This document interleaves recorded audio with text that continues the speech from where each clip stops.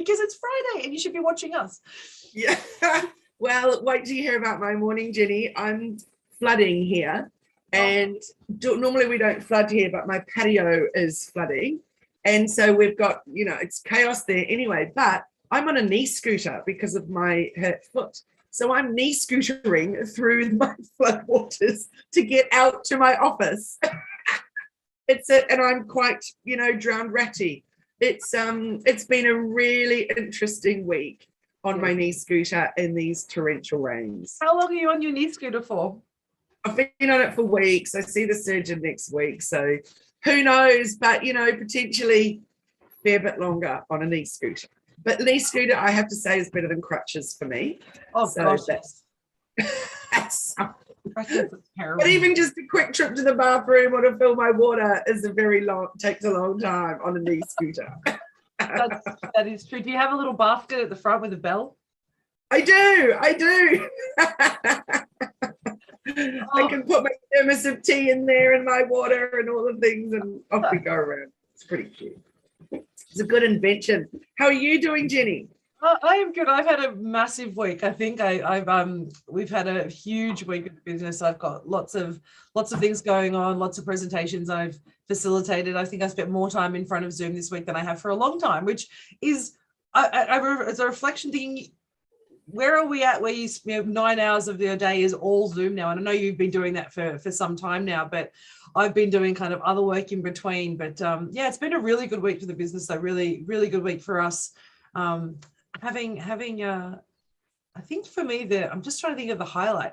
I think one of the highlights is I had one of the best conversations with a potential client.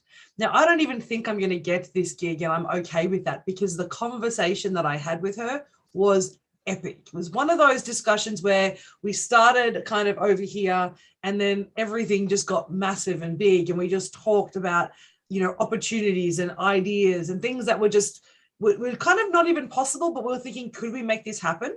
And it was just one of those conversations that you kind of sit back and go, wow, I don't even care if I don't work with them anymore or work with them at all. I don't mind if I don't get that job, because the conversation has created a whole new space of me, a new way of thinking. So it was pretty epic call. Hey, that's incredible. Yeah. What an outcome. I love those kind of conversations. Awesome. Well, we had our meetup on Monday. Yes. And as you know, you were there, and we had this amazing. I've always write notes during the meetup, etc. But my goodness, I have referred to those notes so many times this week. Different was she put out a whole bunch of questions, and we just answered these questions just to ourselves. But it was very, very thought-provoking. So similar for you with that session with that person that you've had. I've had a good week of reflection.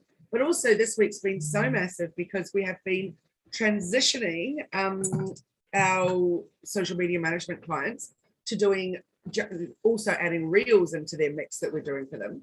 But we've also taught an Instagram masterclass this week about reels. So it has been a really, really fun week. But massive for our whole team.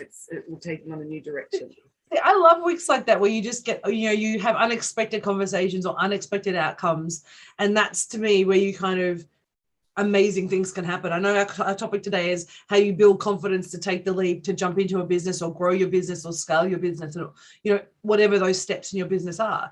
And to me, that kind of confidence or that kind of idea starts in conversations like that, which are unexpected, and the outcomes trigger your brain in a way that is so different. You're like, oh, I hadn't thought about that, but now let's drive down that rabbit hole and see what we come to. And I think that's what's exciting about when you're in this sort of space, is opportunities that come to you are sometimes ones that you never imagined would cross your table.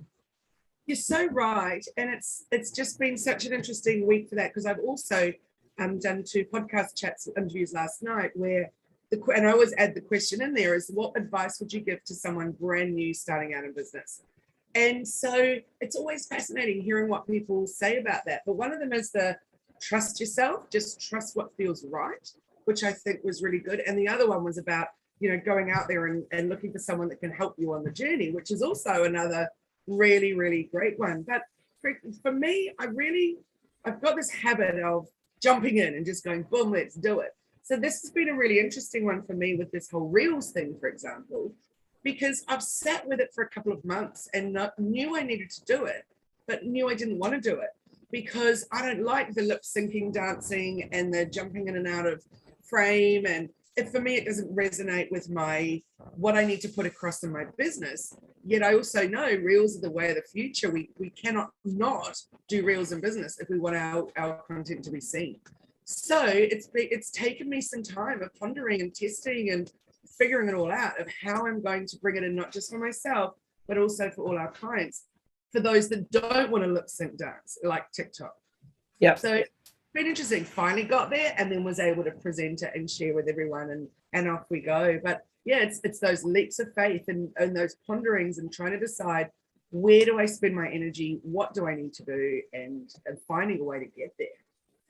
And I think it's such we had that conversation. You talk about energy, and so at our 3-day mastermind that we had a couple of weeks ago here, with some of the people watching, I think we're at, and one of the biggest conversations we had is, how do you have this confidence? How do you build, confidence in yourself and trust that it's going to work out? And I think part of it, and my word of the year being surrender, is sometimes it's not going to work out, and when you don't worry about the outcome and you just look at what the opportunity is and you just do the things, that's when you get these unexpected outcomes, when you don't have an expectation of what will come. And I find that all those steps, like the particular number of the clients who are in that workshop with me, they're at a precipice where they're already doing one job, or they're doing something that they enjoy, and they're looking to switch and to kind of shake it up and do something else for them, to pivot, to give them legacy, or to create a new opportunity for them. And they're stuck in that space of, oh, do I do it? Do I not do it? Or they've been sitting on that idea for a while and they just didn't have that boost or that leg up or the feeling of support. And so I love that idea of what is the one piece of advice. But for me, it's not just trust yourself. It's also surround yourself with people who will boost you up and give you that confidence and give you a safe space to land. Now, I didn't have that when I started, other than my amazing partner. My family were like, oh, do you really want to do? I mean, I love them, but they were like, do you want to start a company? Should you not get a job? And I was like, nah. And my partner was like, whatever, just if it works, it works. If it doesn't. So I had some support. But if I had a group of, like-minded people, I guess like we provide in our coaching services to people, to just be there as a cushion, a safe place to land, a place to bounce your kind of head off if you need to, it changes the way you approach the opportunity. And I think that was one of the things that I recognized in the last couple of weeks. I agree with that. And I definitely think, by coming in at, like, if you have, especially if you're new in business and you haven't got that money that you need to invest, like I'm just signing up to a new coaching program at the moment, or for a new coach. And I've been umming and ahhing on this particular person for 2 years, not because I didn't know if I wanted to work with her, but because it's more money than I will have ever invested in myself before. And so when we were on the call the other day, she then, brought up about the money bit, and it was really interesting the way it was all approached, because I was like, I know what it is, and I'm going to find a way to make that work. And so it was really interesting the way that,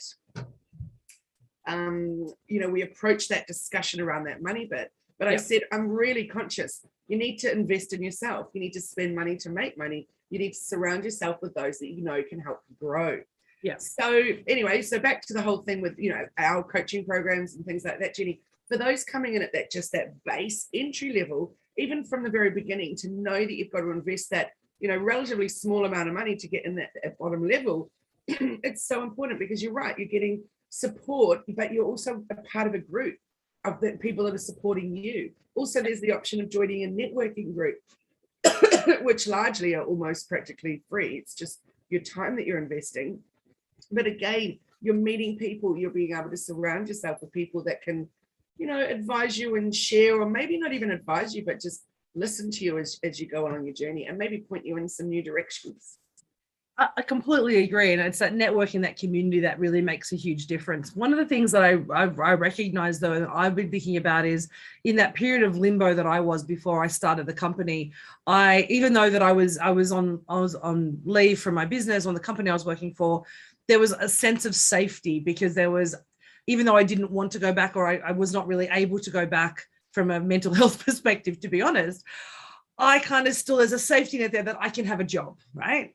And so as soon as I kind of went, I need to cut the cord and I just need to trust myself, that's when you start to actually take those leaps and bounds. And it's that kind of paradox between, do I stay safe and just try it a little bit and dip my toe in the water and eventually it will come?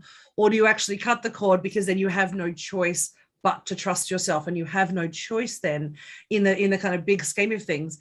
But by making that decision and owning that choice of, I'm going to trust myself, you show up for yourself. You start to actually show up and you build those confidences and you find those networks and you start to actually live that life, rather than having that kind of safety net idea of, I'll just wait. It'll just, I'm just going to dip my toe in. I'm not really committing. I'm not really going to put any heart or soul or sweat equity into it. I'm just going to try it.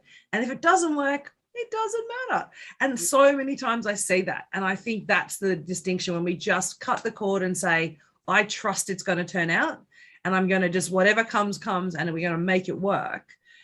I know that's risky for some people, and I know a lot of people are probably listening to this going, oh my God, that is such bad advice. It's so risky. People are going to, quit their jobs and not pay their rent. And I'm not saying be silly, but we can always find work in working for someone else. I think if you had a job before, if you've held a job before and you're choosing to step out of that for a while, you can always go back. And there's no shame, there's no harm, there's no foul in that. But I think that's the difference, is taking the risk for yourself is a huge opportunity to build confidence in yourself. Totally. It's sink or swim. So my thoughts around that is exactly the same as yours. If we have that backstop, we're not able to invest all the time that we need to in our business, but also then we don't have that bit of fear that motivates us or whatever, because we know we've always got that as a little comfy, cushion to fall into. But if we know we have no choice but to make it work, and we work so hard to actually pull these things off, then I know for me in my whole life, really, I've just gone, I'm going to make this work. Boom, let's do it. And go and put all my everything into it until it actually does work. And you know what? You're right. We can always go and stack shelves at Woolies if we need to, if it doesn't work out. Or if we suddenly give it a year and find, actually, I actually need some more money and I can't just get to that next level at the moment, go stack shelves at Woolies to bring the money in to be able to get that coach. Yeah. Because as you and I both know, our businesses have boomed because we're always, we're coaching each other, but we're also looking for new coaches to work with. We do our time with that one and we're ready for the next stage. One of them I've still been working with for 3 years. So I don't think it's that you need to move on, but if you're no longer getting anything from that one and you feel like you're at a level, then, off you go. So it's a really interesting topic, isn't it? I just was reading something this morning where someone said she started a new business, desperately needs help and support, but who's out there in a marketing capacity that doesn't cost an arm and a leg? So what an interesting approach. What is an arm and a leg? Really? But also what's it worth to you? It's that value conversation. I was doing a coaching session yesterday for somebody in a mentor for growth program with government, and we were chatting to this person, and their business is amazing, but part of the conversation that you have to have also is, what do you want your business to be? So you can't, and I see so many people do this, they say, I'm starting a company, I'm starting a business, and it starts with one thing. And then 2 weeks later, all these people have said, but can you do this, this, and this? And now it looks like, the house that Jack built. And it's all these things that kind of work together in some function, but really when you step back and go, that's a mess, like, don't do that. And so I think when you're taking the leap, be really clear about what you're taking the leap into, and start with one thing and put your effort into one thing and make that grow. And then if you want to expand, go, how does this fit that niche? How does this fit this idea? Or do I need to no longer be in this space? And in fact, I thought I wanted to be, a juggler, but I want to be a trapeze artist. So I'm going to pivot and become that. And that's okay. But you have to focus. And I think when we try and be everything to everyone when we first start, and I know I did this in the first 6 months of my business, I was like, oh my God, what am I going to do? And I tried that, but I guarantee if I look back up and talk to myself in early 2017 and said, choose one thing and stick to it and don't try and play in lots of spaces, my business would have hit stride way quicker than it did, because I was unsure and I didn't quite have that confidence even though I told myself I did, even though I told the world I did, I was still kind of doubting my ability in those spaces. And I think when we focus and really trust ourselves, and I mean truly trust, then you go, wow, what's it worth to me? What's the value to this? And then we start, okay, well, if I'm willing to pay, if I want someone to pay for my services or my product, then I need to be prepared to pay to someone else to help me get that. That's beautifully said. And I 100% agree. And I was just thinking that the other day when I was thinking about this enormous chunk of money and thinking, oh, I thought, you know what though? I'm then able to offer more to my clients. And at the end of the day, that's what I want to be doing. If I'm constantly growing myself, I can help them to be constantly growing as well. Exactly. That's what it's about. One of the things she asked me was similar to what we talk about sometimes, which is what is your why? Why are you doing this? Yeah. And I thought, good on you. I don't often ask that in a discovery call, and I just loved it. I thought, I'm going to add that one in because I think it's really important to get a really good grounding or and a lot of people don't even know what their why is. So that's an interesting one, isn't it? It is, and I mean, when I talk about why, I know you've done our the workshops that with me in the retreat and the programs with me as well. But one of the conversations around that clarity piece of what sandpit do you want to play in? What do you want to build in that sandpit? What is it going to look like?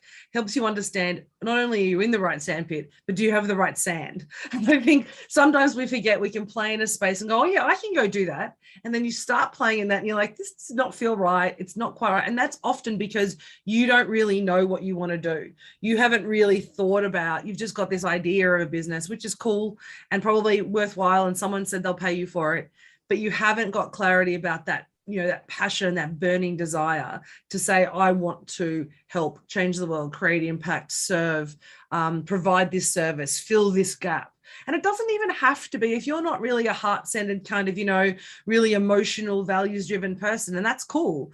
But then there still needs to be a reason. Like there's still going to be a reason. I want to own a business so I can make bucket loads of money. That is cool. How are we going to help you do that? You want to start a business to create, change in the world? That's awesome. What does that look like? But you need to know what that first statement is as to what you're doing, because otherwise, what are you actually working for? And how do you know when you get there? And how do you know if the structure is going to serve you doing that? Dead right. And then I think that second piece then is who. So who do you want to work with? What are the types of people? So working on those, I call them customer avatars, people call them buyer personas, or whatever it is you want to call them. But who is it that you want to work with, or who do you want to serve? And then you can figure out, where do I go and find those people? And everyone is not an answer. Yeah, that's right. Just everybody is not an answer. Even with, we both work with the amazing Brenda, right, from Hand of Curtains and Blinds in Casino. So, thank you. Brenda doesn't want to work with everybody. She wants to work with people who love craft, who want to have their house look amazing in the particular region. She's got her footprint set out. She's not making curtains for somebody in Sydney. She's not making curtains for people in Brisbane.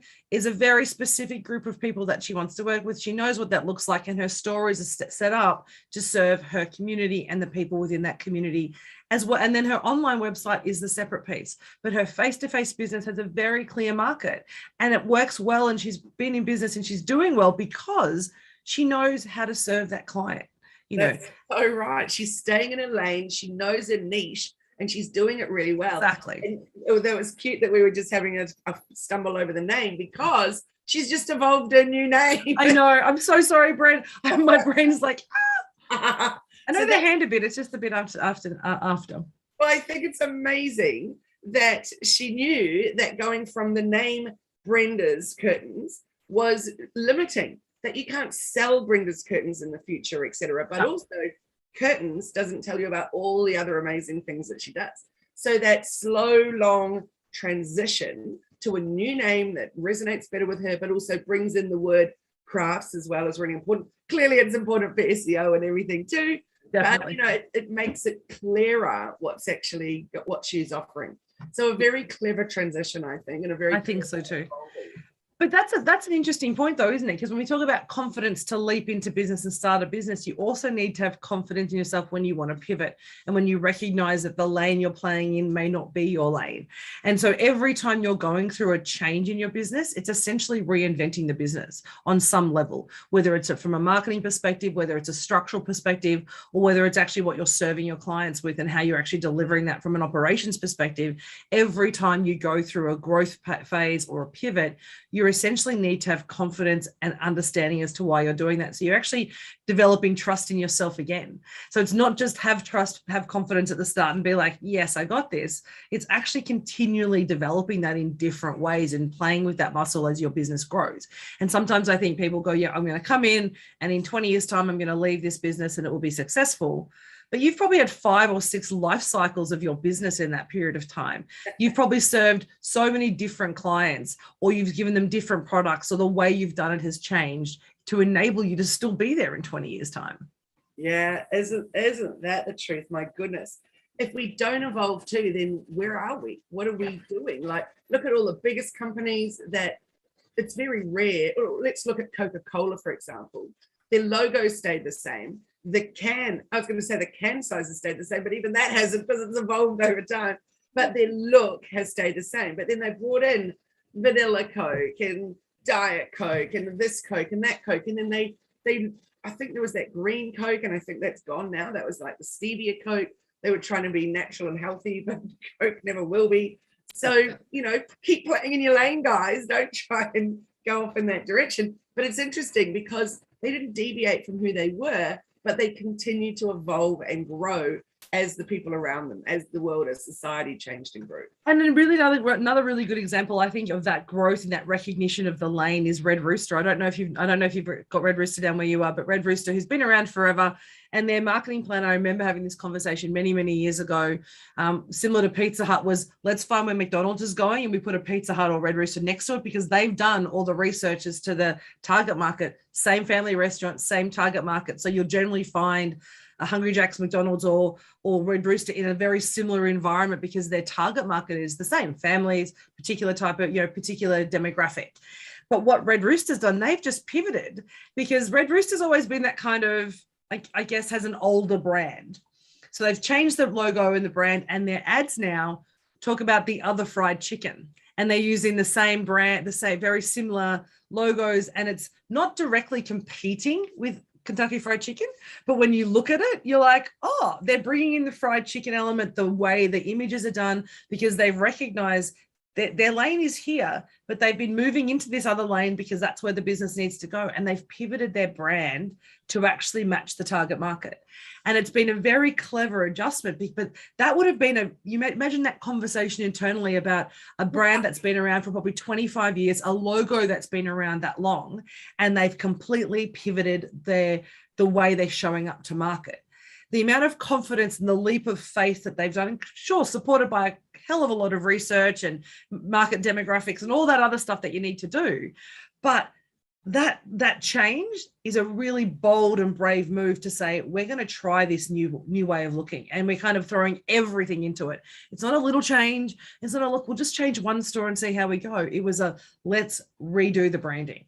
And I think that's what even small businesses, we forget that you don't need huge marketing budgets and all the market research and the understanding. Sometimes you just need to be like, I trust myself to do this and I'm going to try it. You know what? If it doesn't work, we'll pivot somewhere else. Because that's the value of being a small business or a medium business, is you can pivot. Yeah, absolutely. So with the example with Brenda and Handicrafts and Curtains, is that the branding changed long before the business name changed. And I thought that was really clever. So she changed the branding initially. So people started getting ready getting used to a different look, but nothing else changed at all. Well, behind the scenes things are obviously, but then slowly. And then when she did her move to her new space, etc., that's when that name change happened. But the branding stayed the same. So it was very, very cleverly done. I was impressed. But I'd like to come back to this Red Rooster example too, because Jenni, I've lived in Australia on the North Coast here for 22 years, and I've lived in Australia for 25 years, and I have never in my life had Red Rooster. How's that? And there used to be a Red Rooster in Ballina, so not far from me, 20 minutes down the road. But about a year ago, or maybe 2 years ago, it changed to a Taco Bell. Yep. So where did Red Rooster go? I assumed Red Rooster had just gone by the wayside. Yep. So I didn't know anything about what you've just told me. So I'm going to go and investigate now, because that's quite fascinating. But I think that was their recognition that their market that they were playing in, the space they're playing, was no longer working for them. It was no longer serving them.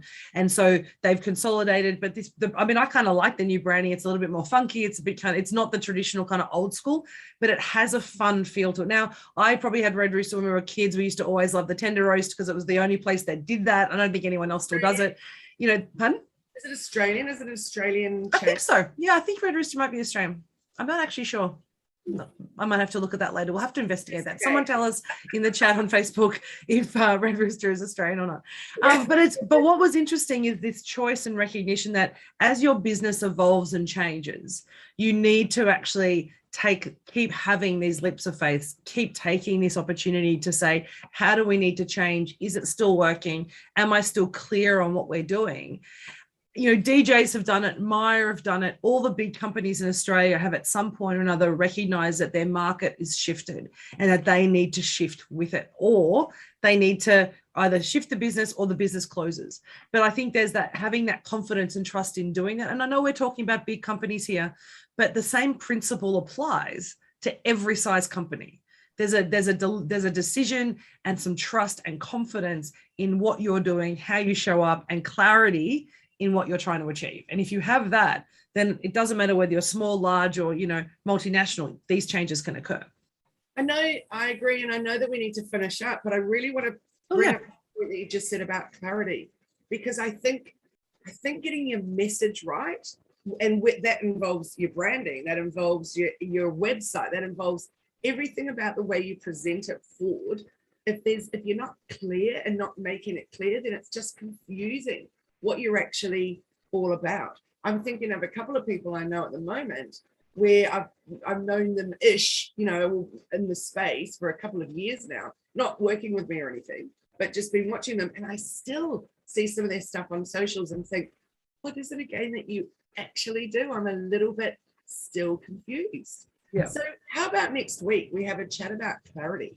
Love to. And how to know what is the answer to everything.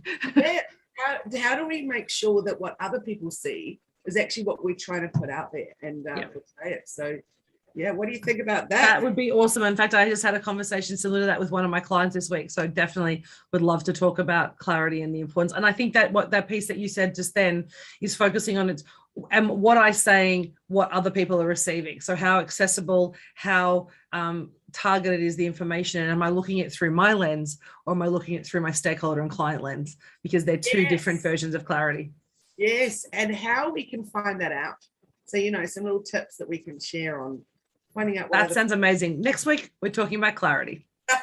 Very good. Well, let's end our live stream and press stop on the record, because we're now going to do our special coaching for those of you that are in the Zoom room with us, which I've been really enjoying doing that with you, Jenni, and those that join us. It's been so much fun.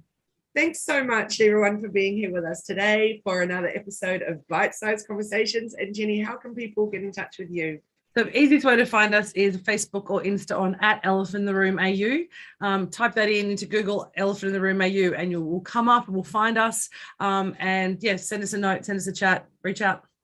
And soon, as of March 24th, I think, you'll be elephantinttheroom.au. I certainly will be, and I'm very excited about that change. That was a great chat with Brad from XY Zulu last week. I really enjoyed that. It was amazing. And how can people get hold of you? hellomedia.team. Come and join our Facebook group, hang out, and I really look forward to connecting with you all very soon. So thanks so much, and we'll see you next week and chatting about clarity. It's a good one. Looking forward to it. Thanks, everyone. Have a great day. Stay safe. Thank you. Bye-bye. Bye.